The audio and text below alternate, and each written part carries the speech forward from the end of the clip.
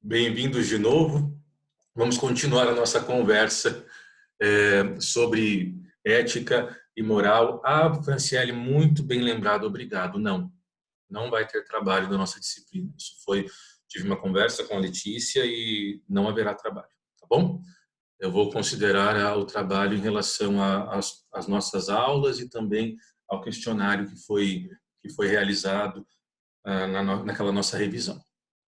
Então, não se preocupem com isso. Se já tem preocupações com outras coisas, não estou aqui para piorar a sua situação.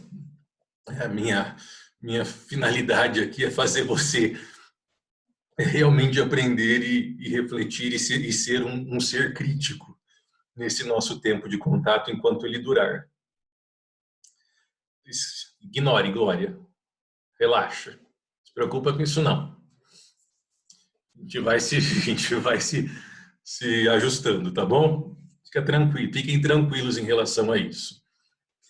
A gente está falando, então, sobre essa questão da moralidade e observando, aplicando na prática, como esses valores ou esses critérios morais influenciam na vida das pessoas.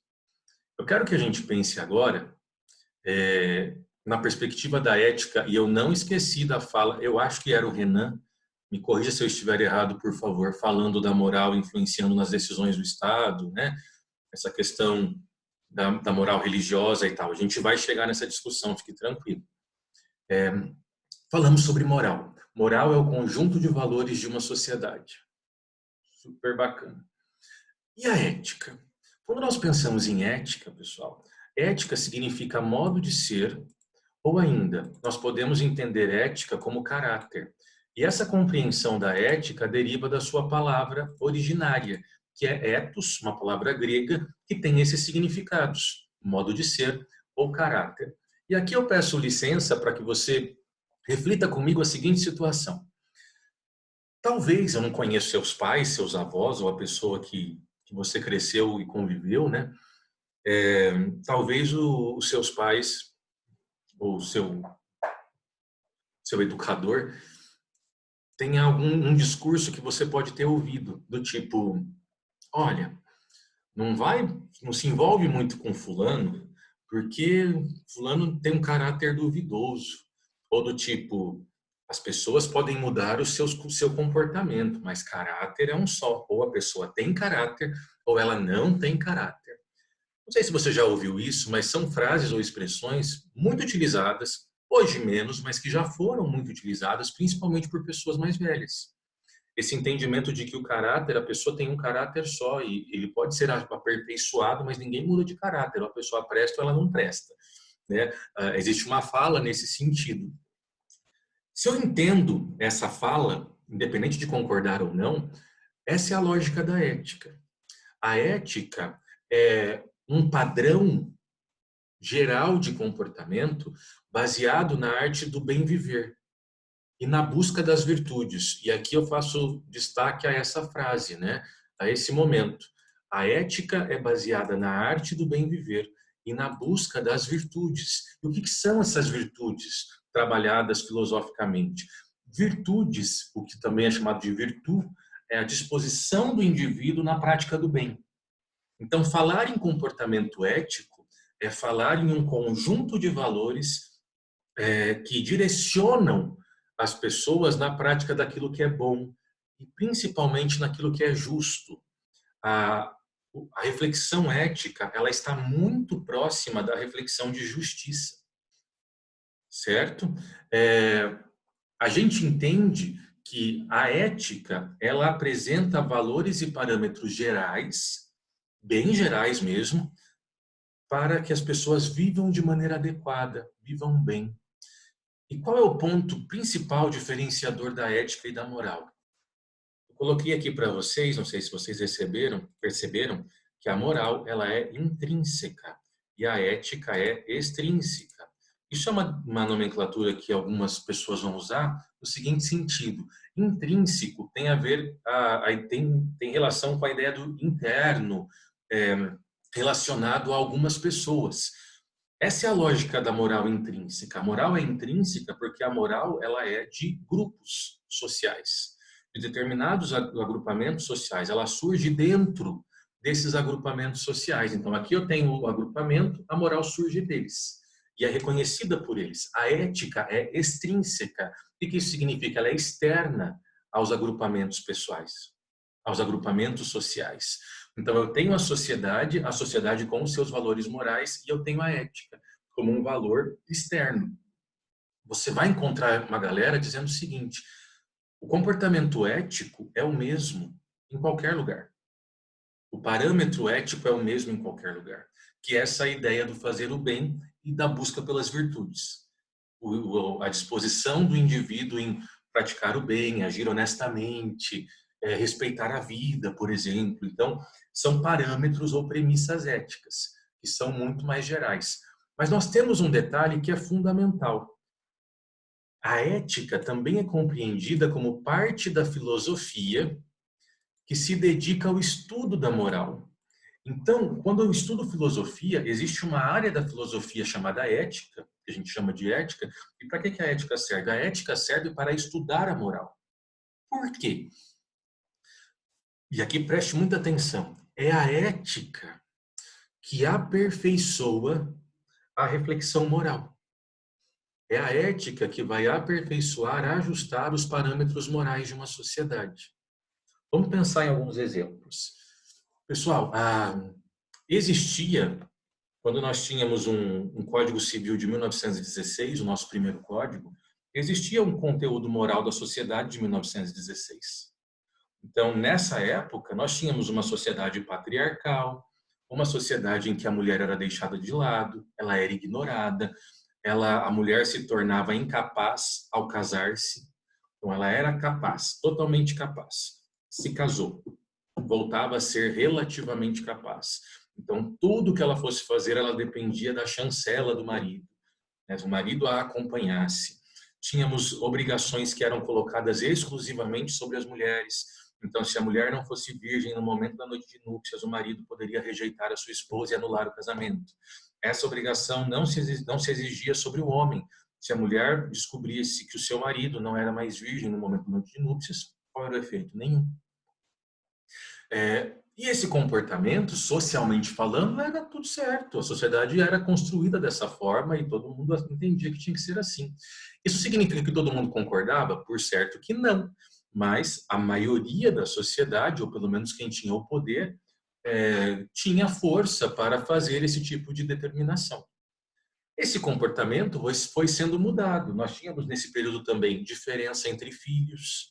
Então, havia o que eles chamavam de filhos naturais, que eram os filhos advindos da relação de casamento, a figura do bastardo, que eram os filhos advindos de relação extraconjugal.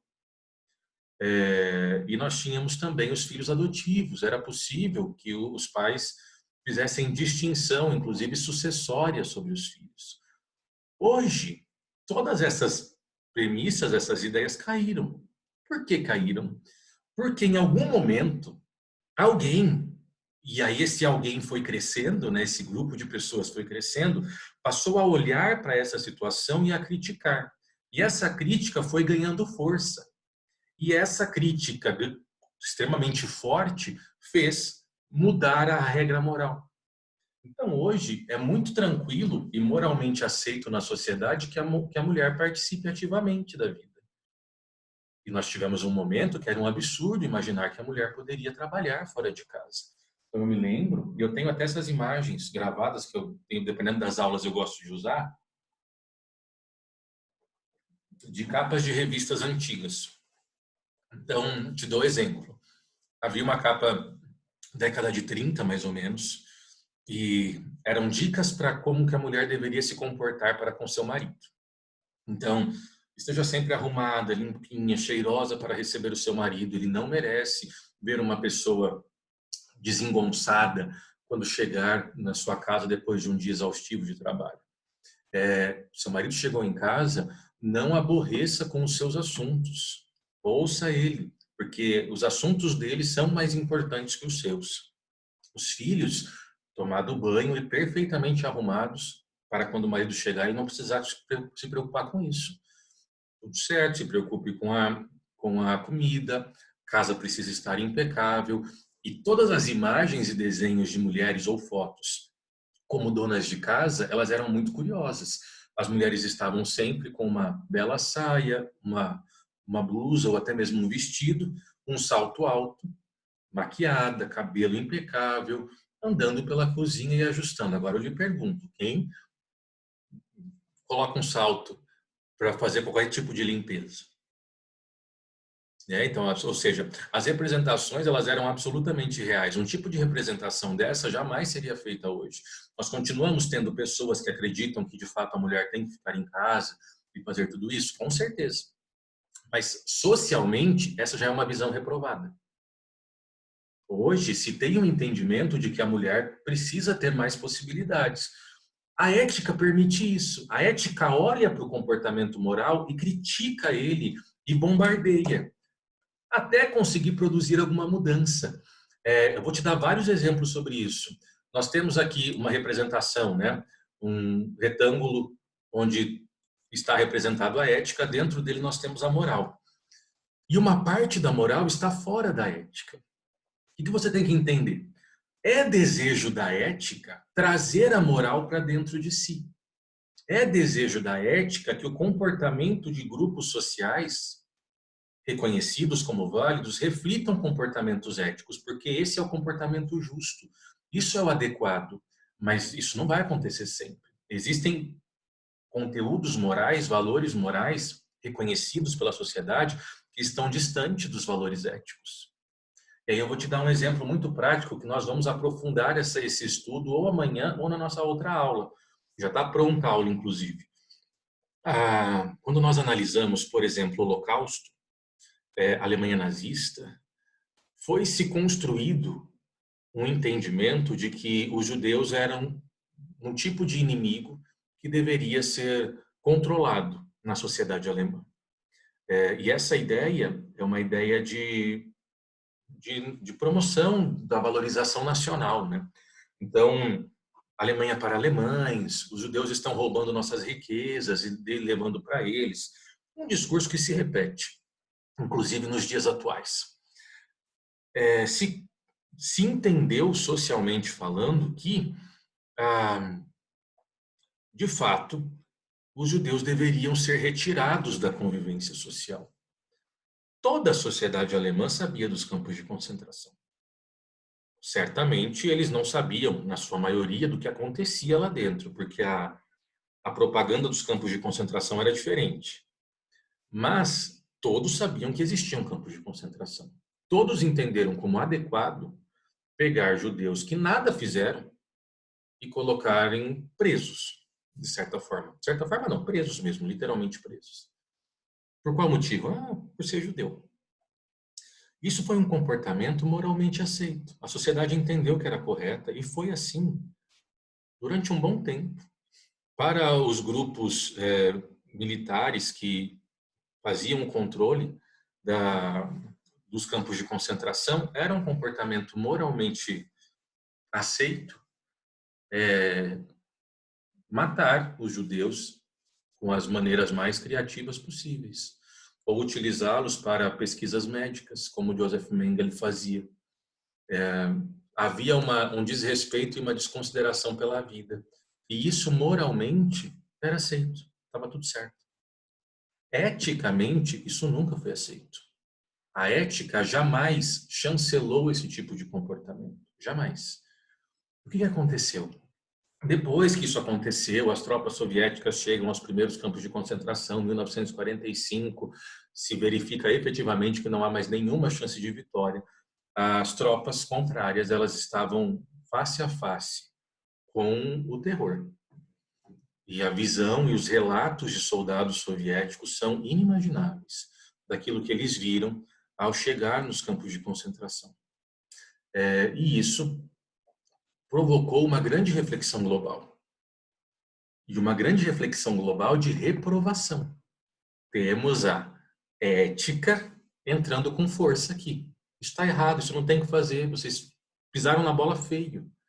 Hoje, a Alemanha é uma nação extremamente arrependida e que, de fato, reconhece o erro, faz homenagens aos falecidos no campo de concentração, já pediu desculpas inúmeras vezes, mas esse reconhecimento do erro se deu pela reflexão ética. A ética olha para a moral, estuda a moral e faz refletir.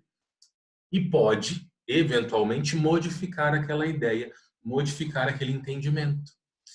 Isso faz parte de uma evolução social, apesar de que eu detesto o termo evolução, porque não é porque o tempo passou que nós evoluímos, né? Muitas vezes o entendimento se modificou, mas não houve evolução nenhuma. Nós temos, inclusive, retrocesso em alguns casos. Mas vamos entender outras aplicações práticas dessa relação ética e moral. A ética sempre vai mudar a moral? Não. A ética sempre vai ter a possibilidade de questionar os valores morais. Mas se vai ter algum efeito, isso só o tempo vai nos dizer. Se nós pegarmos o exemplo do Irã, nós tivemos uma revolução islâmica no Irã na década de 70, final da década de 60, década de 70. O Irã, até esse período, era um país extremamente livre e em franco desenvolvimento. Você encontra imagens de mulheres nas praias com roupas de banho, todas vivendo como se fossem pessoas ocidentais. Até que acontece a Revolução Islâmica. Então, como que foi esse movimento? O Irã era um país democrático, só que estava passando por um momento econômico muito difícil. Havia escassez de chuvas em determinadas regiões, um país com algumas limitações, e a sociedade acabou ficando um pouco fragilizada por conta da dificuldade econômica. Essa foi a deixa para um grupo mais extremista tomar o poder. E a partir de então, esse grupo extremista, com fundamentação religiosa muito forte, modificou estruturalmente a sociedade. A partir de então, mulheres não podem mais estudar, nós temos limitações também ao comportamento das pessoas na sociedade, de vestimenta, as coisas mudam completamente de figura a partir dessa chamada Revolução Islâmica. A reflexão ética olha para o que acontece hoje no Irã e que vem acontecendo desde a década de 70 e reprova, veementemente reprova. Por quê? Porque nós estamos falando na ética, né, da disposição de praticar o bem, de respeitar as pessoas, de buscar as virtudes, agir honestamente e tudo mais. Então, jamais nós teremos a possibilidade de matar uma pessoa apedrejada pelo fato dela ter adulterado, por exemplo. Ou matar uma pessoa apedrejada por ela ser homossexual. Então, essa é uma reflexão que a ética vai jogando. Ou de submeter a mulheres à maneira como elas são submetidas, né, no sentido da submissão em relação ao seu marido. E muitas acabam aceitando e se silenciando em uma relação violenta. Enfim, um comportamento que para eles é moralmente adequado. A moralidade iraniana permite todas essas práticas. Eles entendem que isso é o correto, com uma inspiração fortemente religiosa. A ética não aprova isso. Mas produziu algum efeito o fato de inúmeros países no mundo com fundamentação ética desaprovarem? Não, não produziu nenhum efeito. Até o momento, a reflexão ética não foi suficiente para modificar esses valores morais. Aqui entra um pouco na pergunta que, salvo engano, foi o Renan que fez no nosso primeiro horário. Nós temos ali uma moral religiosa que é muito mais forte que a premissa ética, universal, de certo modo, muito mais forte. Essa moral religiosa, ela é diferente, né, da visão ética, mas ali existe um país teocrático, né? Nós temos um país cuja visão divina e a visão religiosa é fundamental para a existência daquela sociedade. Então, nós temos a mistura de religião e Estado e aí temos todos os problemas que isso pode causar, inevitavelmente causar. E eu, sinceramente, aqui é o Luiz falando, não que eu tenha lido em algum lugar, eu tenho minhas dúvidas se algum dia o discurso ético vai ser suficiente para produzir alguma modificação na sociedade iraniana, infelizmente. Infelizmente. E aí eu pergunto para vocês, né, em relação à homossexualidade. No Irã, nós temos a homossexualidade punida com pena de morte. Isso significa que no Irã não tem homossexuais? Sabe? É claro que tem pessoas no Irã que não concordam com esse regime, com esse modelo. mas não tem força suficiente para questionar o modelo. Poucas pessoas que puderam questionar o modelo tiveram alguns problemas, que é o caso da Malala. Caso alguém não conheça a história, o livro é muito interessante. O atentado que ela sofre e essa busca por educação é muito interessante porque ela viveu esse momento da revolução e essa circunstância, não a revolução da década de 70, porque ela é nova, mas essa intensificação de grupos extremistas. E demonstra isso com muita clareza. Pontos que nós observamos, né, sobre essa evolução moral e sobre essa questão agora especificamente dentro da pergunta da moral religiosa em relação ao Estado. Se eu tenho um Estado que professa uma religião oficial, é inevitável que haja uma mistura entre moral religiosa e Estado. E aí isso pode ser questionado ou não. E se vai ter algum efeito, só saberemos na prática. Nós temos um país laico, e um país laico é um país que não professa uma religião oficial e que também respeita todas as manifestações religiosas. Todas. A ideia da laicidade do Estado é não ter influência, né? É ter uma separação entre Estado e religião. Existe um projeto de lei, e este projeto de lei tramita há algum tempo no nosso país, que é o Estatuto da Família. Não sei se vocês já ouviram falar no Estatuto da Família. O que ele prevê? O Estatuto da Família, ele tem um dos objetivos é definir o que é família. E para esse projeto de lei, família é a união entre homem e mulher. Então ele reconhece como família e limita o reconhecimento familiar exclusivamente a relações monogâmicas heterossexuais. Certo? O objetivo desse Estatuto das Famílias é invalidar todos os reconhecimentos de casamentos e uniões estáveis para pessoas do mesmo sexo que nós tivemos ao longo dos últimos anos. E agora, mais recentemente, há essa nova tentativa de se regulamentar relações plurais. São 3 pessoas e tal. Essa é a finalidade do Estatuto da Família. Em um determinado momento, alguns anos atrás, foi feita uma votação. Se você entrar no site do Congresso, você encontra as enquetes.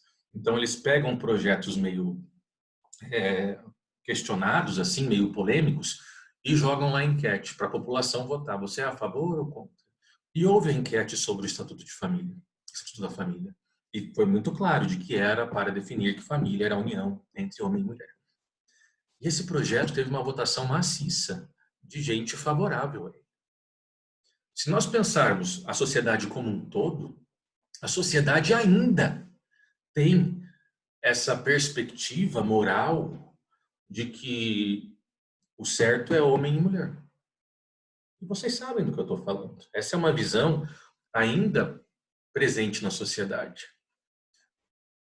E nós temos, e hoje, curiosamente, nós temos um judiciário que vai contra a perspectiva moral. Nesse aspecto, não deixando a moral influenciar no direito. Porque se fosse aplicar uma moral da maioria, jamais o STF teria reconhecido a união estável entre pessoas do mesmo sexo. E o STJ jamais teria reconhecido o casamento. Porque isso é nadar contra a corrente. Mas é um caminhar, né? Mas eles entenderam. Qual foi o pensamento? Pense comigo. As pessoas que normalmente são contra a união entre pessoas do mesmo sexo possuem uma fundamentação religiosa. Muitas religiões reprovam a prática da homossexualidade.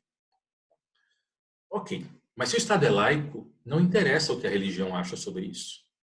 Tirando a justificativa religiosa, o que sustenta essa impossibilidade de união entre pessoas do mesmo sexo? Por que o Estado tem que se meter? E aí se percebeu que quando eu retiro a carga religiosa, e esse é o nosso desafio quando estamos na faculdade, inclusive, porque eu posso acreditar no que eu quiser. Eu posso ter a convicção religiosa que eu quiser ter. O que eu não posso é fazer uso dela para impor sobre as pessoas o meu pensamento.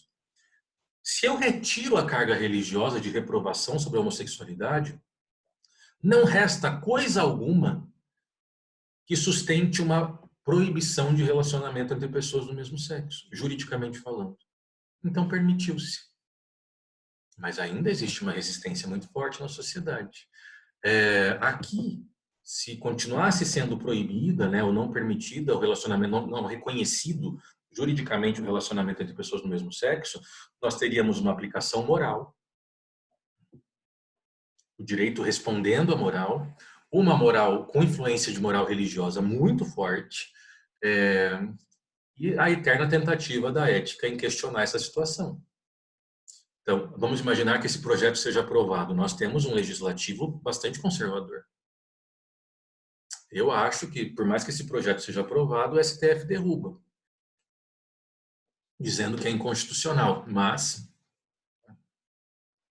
são preocupações, né? Assim como, para a gente fechar, um último exemplo, conversamos bastante hoje, estava passando numa rua aqui no centro, paralela à avenida, aqui em Arapongas, e olhei para o lado e observei uma loja. E era uma loja pequena, uma porta aberta, que falava assim, artigos religiosos, Umbanda e Candomblé. Aí eu fiquei refletindo, falei, gente, se fosse há uns 8 anos atrás, essa pessoa jamais conseguiria abrir uma loja dessa, sem ser apedrejada. Porque hoje ainda se vê com muito maus olhos, né? Religiões de origem africana, essas coisas, todo mundo acha que é macumbeiro, coloca tudo no mesmo barco. Mas se fosse alguns anos atrás, eu duvido que essa pessoa conseguiria abrir e livremente vender essas coisas. Porque eu vejo hoje no Facebook, a pessoa publica lá na página da cidade, fazemos trabalhos de Umbanda e tal. Nossa, o que tem de gente que responde, só Jesus salva, blá, blá, blá, blá. Gente, vai exercer a sua religião na sua casa. Deixa a pessoa ser feliz com a religião dela, sabe? Enfim, isso demonstra uma evolução social. Eu tenho menos de um minuto, serei derrubado a qualquer momento. Pessoal, muito obrigado pela companhia de vocês. Nos vemos amanhã. Tchau, tchau. Tudo de bom, gente.